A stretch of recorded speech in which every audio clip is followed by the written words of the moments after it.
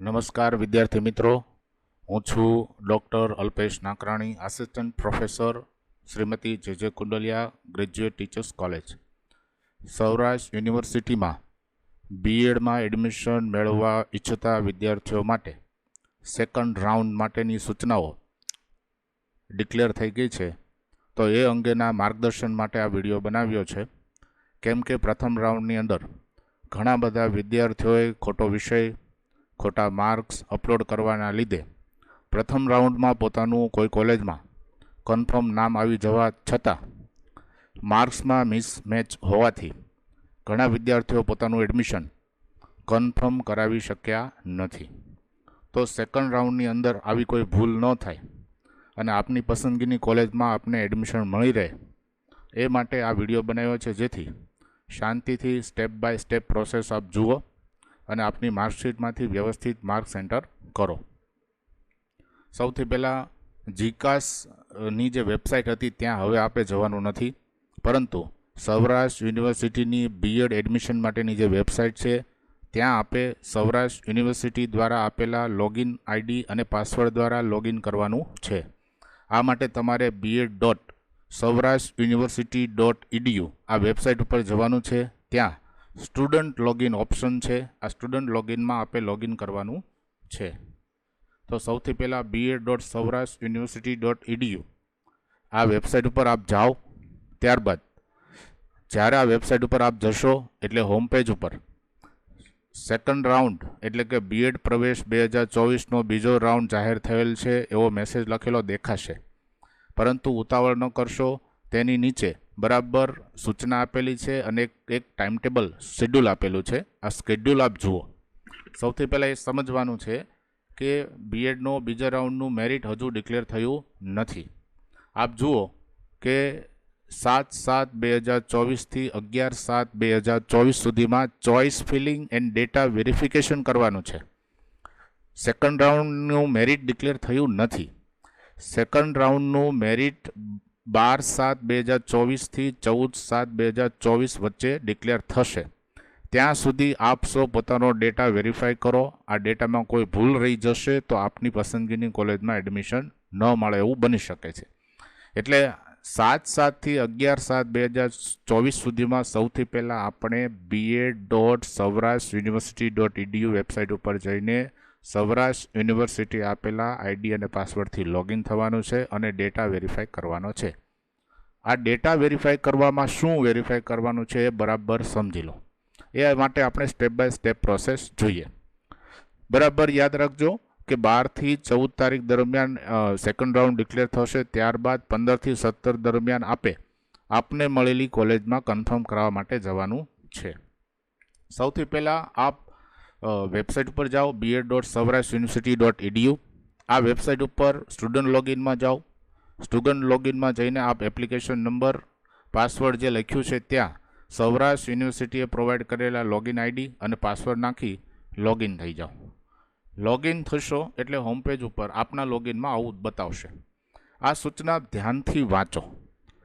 સૂચના એવી લખી છે કે જો આપ સૌરાષ્ટ્ર યુનિવર્સિટીના સ્નાતકના વિદ્યાર્થી છો, બરાબર સમજો. પહેલાં આપને ખ્યાલ હશે કે આપ સૌરાષ્ટ્ર યુનિવર્સિટીમાં સ્નાતક થયા છો કે સૌરાષ્ટ્ર યુનિવર્સિટી સિવાયની કોઈ પણ યુનિવર્સિટીમાં સ્નાતક થયા છો. તો પહેલી સૂચના તો એમના માટે છે જે સૌરાષ્ટ્ર યુનિવર્સિટીના સ્નાતક વિદ્યાર્થી છે. તો આપ જો સૌરાષ્ટ્ર યુનિવર્સિટીના સ્નાતકના વિદ્યાર્થી હો તો નીચેની પ્રક્રિયા કરવાની છે. પહેલાં તો તમારું મેરિટ ચેક કરવાનું છે. આ પહેલાં સૂચના આપવામાં આવી હતી તેમ બીએડ એડમિશનનું મેરિટ સેમેસ્ટર 5 અને સેમેસ્ટર 3ના થિયરી ગુણાંકના આધારે મેરિટ બનવાનું છે. તો આ ઘણા બધા વિદ્યાર્થીઓએ પોતે ટોટલ માર્ક્સ નાખી દીધા છે, અથવા તો થિયરી પેપરના માર્ક નાખવાના બદલે ઇન્ટરનલ માર્ક્સ નાખી દીધા છે, અથવા તો ખોટા માર્ક્સ એન્ટર થઈ ગયા છે. ઘણી વખત સાયબર કાફેમાં આ ફોર્મ ભરાવડાવવામાં આવે છે. તો વિદ્યાર્થીઓ તરીકે આપ જાગૃત રહો. આપ બરાબર ધ્યાન આપો કે માર્ક બરાબર એન્ટર થાય છે કે નહીં. ઘણા બધા એની જે સૂચનાઓ આપવામાં આવી હોય એ સાયબર કાફેના મિત્રો વાંચતા ન હોય એટલે એવો ખોટી એન્ટ્રી કરી નાખે છે. તો આ હજી એક વખત આ યુનિવર્સિટી આપને તક આપે છે કે આપ આપના માર્ક સુધારો. તો જો તમે સૌરાષ્ટ્ર યુનિવર્સિટીમાં સેમેસ્ટર પદ્ધતિમાં સ્નાતક થયા હો, એટલે સ્વાભાવિક છે કે આપણે 1 to 6 સેમેસ્ટર આપણે કરેલું હોય, તો આપણે આગળના પેજમાં આપણે જઈશું, ત્યાં એનરોલમેન્ટ નંબર નાખીને ગુણ ચેક કરવાના છે કે ગુણ બરાબર છે કે નહીં. જો આપ એનરોલમેન્ટ નંબર એન્ટર કરો અને આપણા ગુણ ઓટોમેટિક ફેચ ન થાય, ઓટોમેટિક ન આવે, તો આપણે જાતે પણ એમાં ગુણ આપ એન્ટર કરી શકો છો, જેને મેન્યુઅલ એન્ટ્રી કહેવાય છે. ધારો કે સૌરાષ્ટ્ર યુનિવર્સિટીમાં આપ જ્યારે એન્યુઅલ પદ્ધતિ એટલે કે વાર્ષિક પદ્ધતિ હતી અને ત્યારે સ્નાતક થયેલા હો, તો આપે તમામ વર્ષની માર્કશીટના ગુણની એન્ટ્રી કરવાની છે, પણ યાદ રાખજો એમાં પણ થિયરી માર્ક્સની એન્ટ્રી કરવાની થશે. હવે જુઓ, અને આ એન્ટ્રીમાં તમે જો કોઈ ભૂલ કરશો તો કોલેજમાં પ્રવેશ માટે આપ જશો ત્યારે મિસ મેચ થશે, તો આપનો પ્રવેશ ઓટોમેટિક રદ થશે. હવે કોલેજ પસંદગીનો ક્રમ, આ બીજું કામ કરવાનું છે. સૌથી પહેલાં તમે GCSની અંદર જે કોલેજો પસંદ કરી હશે એ જ કોલેજો તમને અહીં પણ લોગિનમાં બતાવશે. તો અહીં લોગિનમાં પણ તમારે પસંદગીનો ક્રમ 1 2 3 4 5 6 આપવાનો છે. આટલી સૂચના સૌરાષ્ટ્ર યુનિવર્સિટીમાં સ્નાતક થયેલા વિદ્યાર્થીઓ માટે છે. હવેની સૂચના છે એ સૌરાષ્ટ્ર યુનિવર્સિટી સિવાયની યુનિવર્સિટીમાં સ્નાતક થઈ ગયેલા વિદ્યાર્થી માટે છે. આપ વાંચો નીચે, OU એટલે અધર યુનિવર્સિટી અને OUG એટલે અધર યુનિવર્સિટી ઓફ ગુજરાત. ગુજરાતની ઘણી બધી યુનિવર્સિટીઓ છે, એમાં આપ જો સ્નાતક થયા હો અથવા તો આ ગુજરાત બહારની કોઈ પણ યુનિવર્સિટીમાં સ્નાતક થયા હો, તો આપે થિયરીના માર્ક્સ એન્ટર નથી કરવાના, પણ તમારી માર્કશીટમાં દર્શાવેલા કુલ ગુણ, ટોટલ માર્ક્સ એન્ટર કરવાના છે, થિયરી પ્લસ તમારા ઇન્ટરનલ માર્ક્સ, એટલે કુલ ગુણ એન્ટર કરવાના છે. એ બરાબર યાદ રાખજો. હવે આટલી સૂચના શાંતિથી સમજ્યા બાદ આપે અહીં પ્રોસીડ બટન પર ક્લિક કરવાનું છે. પ્રોસીડ બટન પર ક્લિક કરશો એટલે નેક્સ્ટ પેજની અંદર આપને જુદા બે ઓપ્શન બતાવશે. માર્ક સુધારણા જોવા માટે અહીં ક્લિક કરો, કોલેજ અગ્રતા ક્રમ આપવા માટે અહીં ક્લિક કરો. હવે માર્ક સુધારણા માટે ક્લિક કરતાં પહેલાં સમજી લો કે આપે કયા માર્ક્સ એન્ટર કરવાના છે. એટલા માટે સૌરાષ્ટ્ર યુનિવર્સિટીની એક માર્કશીટ આપણે ઉદાહરણ તરીકે સમજી લઈએ. આ એક સૌરાષ્ટ્ર યુનિવર્સિટીની એક ટિપિકલ માર્કશીટ છે. અહીં મિનિમમ માર્ક્સ, મેક્સિમમ માર્ક્સ એવું દર્શાવેલું છે. ઇન્ટરનલમાં મિનિમમ 6, ટોટલ માર્ક્સ 30માંથી મિનિમમ 6 લાવવાના તો તમે પાસ થઈ શકો. થિયરી 70 માર્કનું પેપર હોય તો 28 માર્ક્સ લાવો તો પાસ થઈ જાઓ, અને ટોટલ તમે જુઓ તો 100 માર્ક્સમાંથી 40 માર્કે તમે પાસ થાવ. હવે પ્રશ્ન એ છે કે અહીં લખ્યું છે ઓબ્ટેન માર્ક્સ. ઘણા બધા વિદ્યાર્થીઓ અહીં આપેલા આ કોડ વર્ડ સમજતા નથી. ઓબ્ટેન માર્કની નીચે INT લખ્યું છે, એ તમારા ઇન્ટરનલ માર્ક છે જે તમે 30 માર્કમાંથી મેળવ્યા છે. આ સ્ટુડન્ટ દ્વારા આ 30 માર્કમાંથી મેળવેલા માર્ક છે. INT એટલે ઇન્ટરનલ માર્ક્સ. તમારે આ વિદ્યાર્થીને કોઈ પ્રેક્ટિકલ નથી તો PR અહીંયા કોઈ કશું દર્શાવેલું નથી. ઘણા વિદ્યાર્થીને પ્રેક્ટિકલ પેપર્સ હોય તો એ પ્રેક્ટિકલ માર્ક્સ પણ આપણે ધ્યાનમાં લેવાના નથી. એટલે ઇન્ટરનલ માર્ક્સ પણ ધ્યાનમાં નથી લેવાના, PR લખેલું પ્રેક્ટિકલ માર્ક્સ પણ ધ્યાનમાં નથી લેવાના. તો કયા માર્ક્સ લખવાના છે? તો સૌથી પહેલાં TH એટલે કે થિયરી પેપર, થિયરી માર્ક્સ તમારે ધ્યાનમાં લેવાના છે. હવે થિયરી પેપર જે હતું એ તો 70 માર્ક્સનું હતું, તો યાદ રાખવાનું છે કે 70 માર્કમાંથી તમે જે માર્ક્સ મેળવ્યા છો એ જ માર્ક તમારે લખવાના છે. ત્યારબાદ ટોટલ માર્ક્સ દર્શાવવાના થશે. હવે એક એક્ઝામ્પલ લઈએ. આ વિદ્યાર્થીએ થિયરી માર્ક્સમાં કેટલા ગુણ મેળવ્યા છે 8 પેપરની અંદર? તો કે 47, 50, 48, 37, 34, 43, 42 અને 40. તો આ બધા જ થિયરી માર્ક જે છે એનો તો આપ ટોટલ કરો, એટલે આ થિયરી માર્ક્સના ઓબ્ટેન માર્ક્સ કહેવાય, મેળવેલા માર્ક્સ. હવે થિયરી માર્ક્સના ટોટલ માર્ક્સ કેટલા હતા?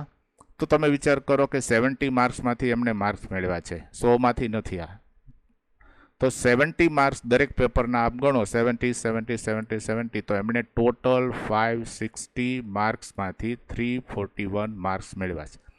તો તમારે દરેક માર્કશીટમાં આ પ્રમાણે માર્ક્સની ગણતરી કરીને માર્ક્સ ઉમેરવાના છે.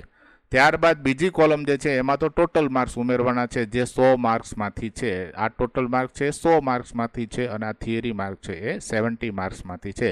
તમારે થિયરી લખેલો જે કોલમ છે તેમાં થિયરી માર્ક્સ અપલોડ કરવાના છે. કેવી રીતે અપલોડ કરવાના છે એ બરાબર આપણે સમજીએ. ફરી વખત આપણા લોગિનમાં આવી જઈએ.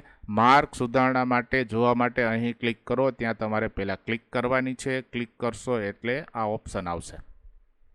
અહીં લખ્યું છે કે જો તમે સૌરાષ્ટ્ર યુનિવર્સિટીમાં સેમેસ્ટર પદ્ધતિમાં સ્નાતક થયેલા હો તો તમારી માર્કશીટમાં દર્શાવેલો એનરોલમેન્ટ નંબર નાખો.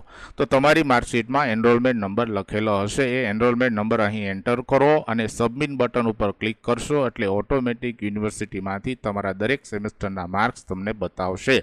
તમે એ માર્ક્સ જોશો એટલે તમને આઈડિયા આવશે કે માર્ક્સ મારા બરાબર છે કે નહીં. એ તમારે તમારી માર્કશીટ સાથે ચેક કરવાના છે.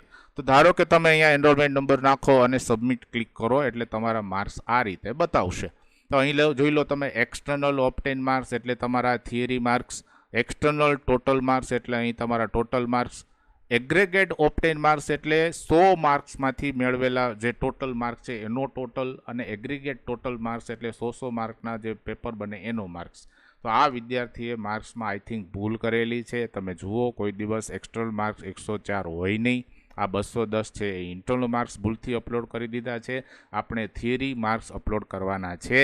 એટલે આ વિદ્યાર્થીએ સ્કીપ ઓલ મેન્યુઅલ એન્ટ્રી કરવું જોઈએ. જો સેવ માર્ક્સ કરશે તો એના આ માર્ક્સ સેવ થઈ જશે. તો આવી ભૂલ આપણે કરવાની નથી. તો સ્કીપ ઓલ મેન્યુઅલ એન્ટ્રી કરવાનું છે. જો તમે તમારું એનરોલમેન્ટ નંબર નાખો અને આ બધા માર્ક્સ મેં હમણાં માર્કશીટમાં દર્શાવ્યા મુજબ સાચા માર્ક્સ આવે તો તમારે સીધું જ સેવ માર્ક્સ કરી દેવાનું છે. Otherwise skip all manual entry એટલે તમારે જાતે માર્ક્સની એન્ટ્રી કરવાની છે. તો તમારે એમાં મેન્યુઅલ એન્ટ્રી કરવી હોય તો એ કરવાની છે. સાચા માર્ક હોય તો સેવ માર્ક્સ કરવાનું છે.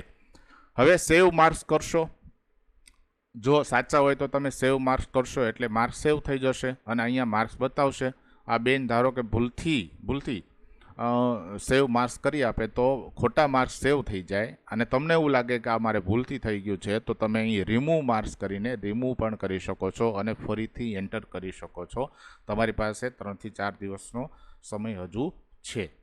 તો આ વિદ્યાર્થીએ ચેન્જ કરવાની જરૂર છે, માર્ક્સ ચેન્જ કરવા જોઈએ. તો સ્કીપ ફોર મેન્યુઅલ માર્ક્સ તમે કરશો તો મેન્યુઅલ એન્ટ્રી કરવા માટે ખુલશે. ધારો કે તમારી પાસે એનરોલમેન્ટ નંબર નથી કે વગેરે વગેરે કોઈ ઇસ્યુ છે કે માર્ક્સ તમે એનરોલમેન્ટ નંબર નાખ્યા બાદ પણ માર્ક્સ બતાવતા નથી તો સ્કીપ ફોર મેન્યુઅલ એન્ટ્રી કરી દો એટલે તમે જાતે માર્ક્સ કરી શકશો. જો સેવ કરશો, સાચા માર્ક કરશે અને સેવ માર્ક્સ કરશો તો આવો મેસેજ આવશે, marks has been saved, kindly proceed four college preference. તમારે બે જ કામ કરવાના છે. પહેલું કામ માર્ક્સ સુધારવાનું, બીજું કોલેજ પ્રેફરન્સ આપવાનું. તો અહીંયા પ્રોસીડ ફોર કોલેજ પ્રેફરન્સ આપવાની છે અને કોલેજ સિલેક્શન કરવાનું છે. કોલેજ સિલેક્શન જે હમણાં પહેલા રાઉન્ડમાં આપણે કર્યું હતું એવું જ તમને આ ફરી વખત તક આપવામાં આવે છે. તો અહીંયા તમે જેટલી પણ કોલેજ આપી હશે એ દર્શાવશે. એમાં 1, 2, 3, 4, 5 એટલું ચોઇસ તમારે આપી દેવાની છે અને સેવ કોલેજ પ્રેફરન્સ આપવાનું છે. હવે એવી સ્થિતિ બનશે કે તમે જે એનરોલમેન્ટ નંબર નાખો ત્યારે જે માર્ક્સ આવે એ માર્ક્સમાં કદાચ ભૂલ હોય અથવા તો સૌરાષ્ટ્ર યુનિવર્સિટીમાંથી આવતા માર્ક્સમાં ભૂલ હોય તો અહીં તમારે skip for manual marks entry પર ક્લિક કરવાનું છે. જો આવું બને તો જ. તો એના પર ક્લિક કરશો એટલે આ પ્રકારની મેન્યુઅલ માર્ક એન્ટ્રી કેવી રીતે કરવી એ હું દર્શાવું છું. સૌથી પહેલાં તો સિલેક્ટ પેટર્ન. સિલેક્ટ પેટર્ન એટલે તમે યરલી કરેલું છે કે સેમેસ્ટર વાઇઝ કરેલું છે બરાબર જુઓ તમે. જો સેમેસ્ટર વાઇઝ કરેલું હોય તો સેમેસ્ટર સિલેક્ટ કરો અને તમે યરલી એટલે કે વાર્ષિક પદ્ધતિમાં સ્નાતક કરેલું હોય તો યરલી સિલેક્ટ કરો. ધારો કે સેમેસ્ટર તમે કરેલું છે તો સેમેસ્ટર સિલેક્ટ કરો. સેમેસ્ટર સિલેક્ટ કરશો એટલે બીજી કોલમની અંદર સેમેસ્ટર સિલેક્ટ કરવાનું આવશે. 1, 2, 3, 4, 5 જે સેમેસ્ટરના માર્ક્સ એન્ટર કરતા હોય એ સેમેસ્ટર સિલેક્ટ કરો.